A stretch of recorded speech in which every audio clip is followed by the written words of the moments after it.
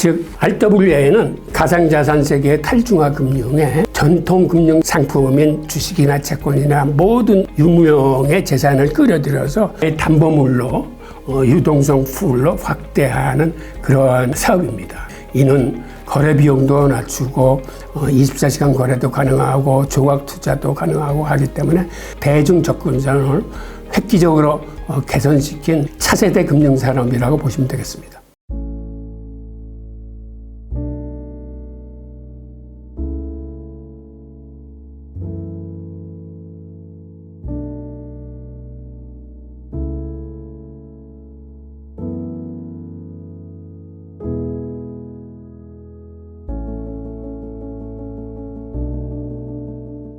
안녕하세요, 황키입니다.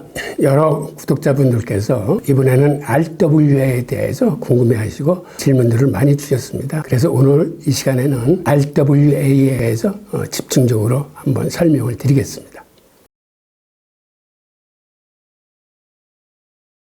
RWA, Real World Asset을 이해하기 위해서는 먼저 토큰 증권에 대해서 알아야 합니다. 토큰 증권이라는 건 이게 약자라는 STO인데 영어로는 Security Token Offering의 약자입니다. 그러니까 증권형 토큰 발행을 의미합니다. 우리나라 금융위원회에서는 이거를 시큐리티 토큰이라고 해서 토큰 증권이라고 명명했습니다. 그러니까 토큰보다는 증권에다가 방점을 찍은 거죠. 우선 토큰 증권은 어떤 장점이 있냐면 기존에 주식이나 채권을 토큰으로 만든 거기 때문에 일단은 조각 투자가 가능합니다. 예를 들어서 주식 같은 건 한 주에 비싼 거는 몇십만이 넘어요. 그러다 보니까 이런 거는 일반 투자자들이 매입하기가 쉽지 않은데 반해서 토큰으로 만들면 이거는 얼마든지 잘게 쪼갤 수가 있어서 누구든지 적은 돈으로 접근이 가능합니다. 그러다 보니까 우선 유동성이 많아질 수 있습니다. 게다가 토큰으로 발행한다는 거는 스마트 계약을 활용해서 블록체인 네트워크상에서 거래되기 때문에 거래 비용을 낮출 수가 있습니다. 그러니까 다른 증권이나 채권은 중앙 중개기관이 있어야 되기 때문에 이제 중개수수료 같은 것도 나가는데 이렇게 토큰으로 만들면은 이런 중개수수료 같은 것도 절약할 수 있기 때문에 거래 비용이 감소할 뿐만 아니라 거래 편의성이 증대됩니다. 이렇게 프로그래밍 돼서 조건에만 맞으면 거래가 되기 때문에 일반 증권거래소 같은 데를 통해서 하는 것보다는 누구나 쉽게 거래할 뿐만 아니라 이건 또한 24시간 거래가 가능합니다.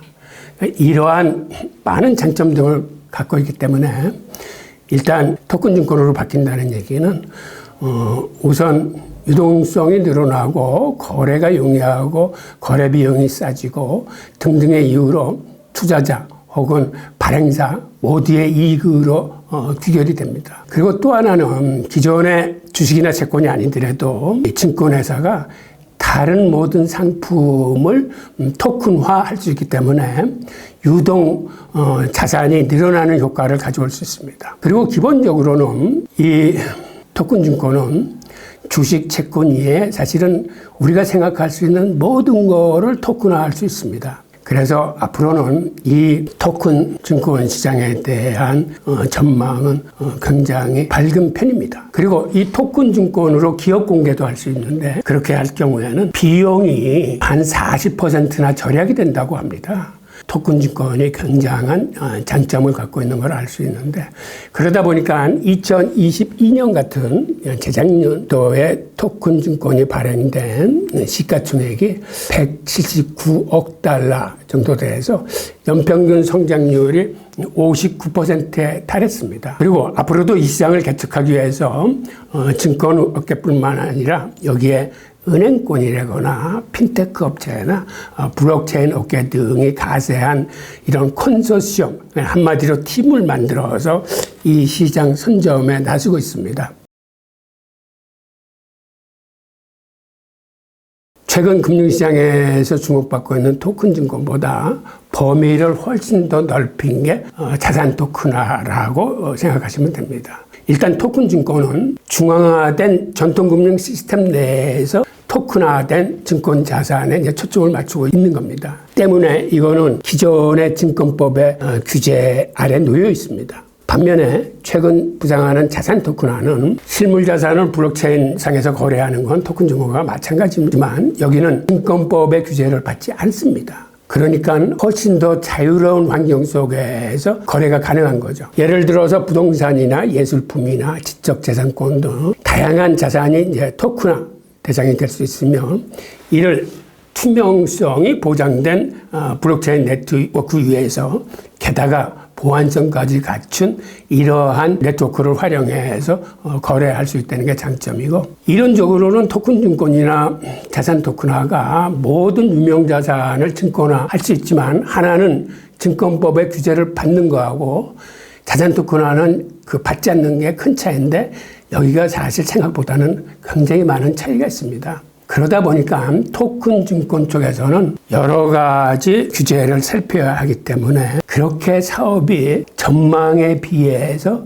빨리 활성화되지 못하고 여러 가지 요소를 검토를 하고 사업 진전이 늦습니다. 반면에 자산 토큰화는 늦게 시작했음에도 불구하고 여기는 자유와 개방이 보장된 곳이기 때문에 생각보다는 빠른 추진력으로 지금 자산 토큰화 사업은 추진되고 있습니다. 우선 지금 표에 보시는 중요한 차이 세 가지 점을 여기 적시해 놨는데요. 하나는 토큰 증권은 같은 블록체인 네트워크를 쓰지만 이건 프라이빗 블록체인을 쓴 겁니다. 그러니까는 한정된 사람들만 이 블록체인 네트워크에서 거래될 수 있는 거고, RWA는 퍼블릭 블록체인을 쓰기 때문에 누구나 접근이 가능한 거래 장소입니다. 또 하나는 STO는 기존 금융 시스템이 사업의 주체인데 반해서 RWA는 탈중앙화 금융의 디파이 담보물로 활용되는 거기 때문에 여기는 사업 주체의 장이 가상자산 시장입니다.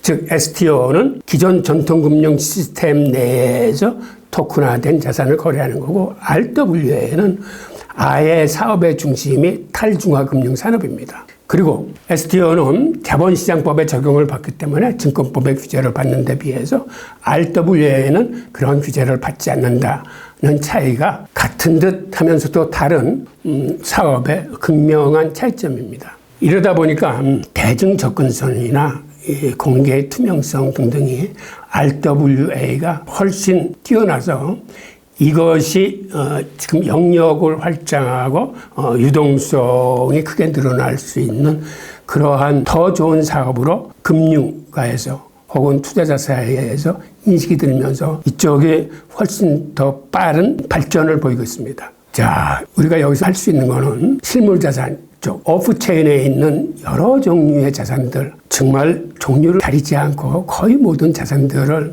온체인상에서, 즉 블록체인 네트워크 상에서 토큰화를 해서 움직이는 금융상품이 바로 RWA라고 이해를 하시면 되겠습니다. 즉 RWA는 가상자산 세계의 탈중화 금융의 전통 금융 상품인 주식이나 채권이나 모든 유무형의 재산을 끌어들여서 이거를 디파이 담보물로 유동성 풀로 확대하는 그러한 사업입니다. 그러다 보니까 이는 거래 비용도 낮추고 24시간 거래도 가능하고 조각 투자도 가능하고 하기 때문에 대중 접근성을 획기적으로 개선시킨 차세대 금융산업이라고 보시면 되겠습니다.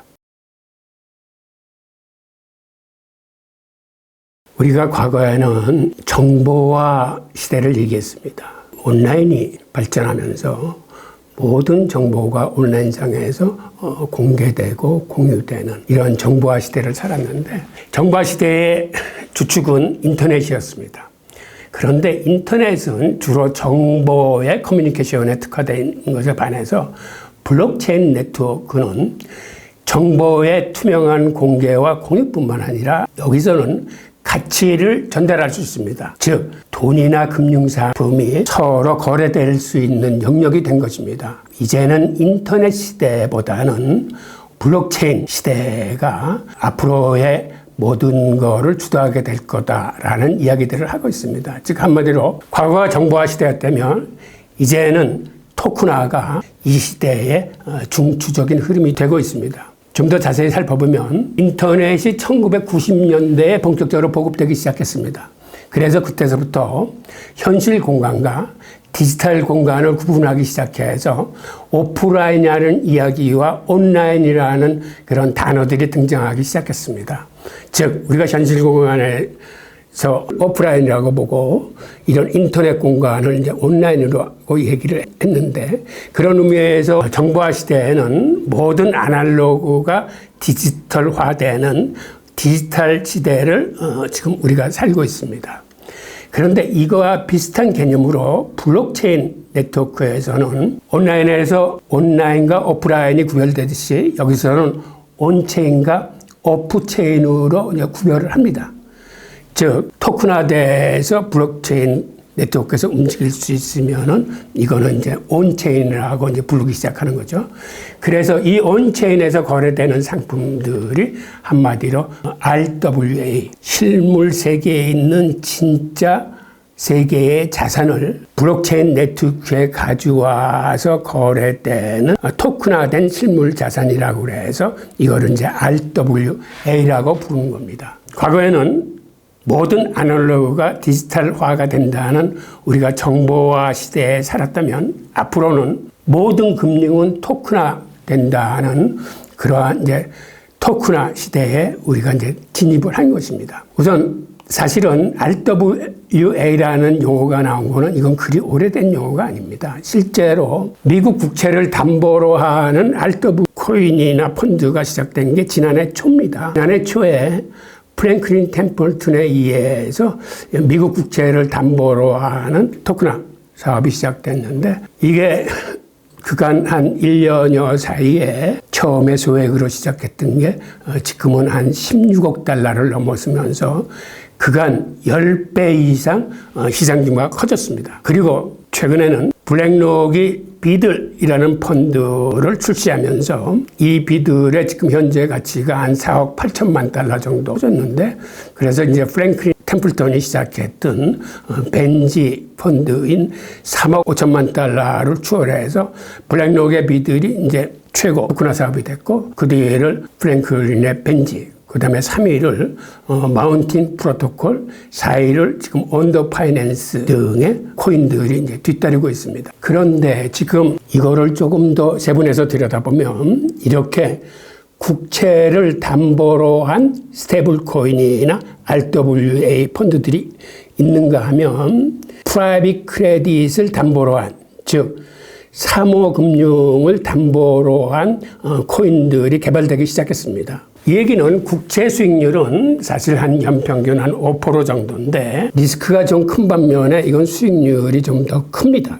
수익률을 높이기 위한 이러한 토큰들이 최근에는 나오기 시작했습니다. 그런가 하면 일드 베어링 스테이블 코인이라는 것들이 등장을 했는데요. 이거는 또 뭐냐면 기존의 스테이블 코인은 담보물로 국채와 같은 이런 담보물을 갖고 있었는데, 거기서 얻어지는 수익률을 코인을 보유한 사람하고는 이거를 공유하지 않았습니다.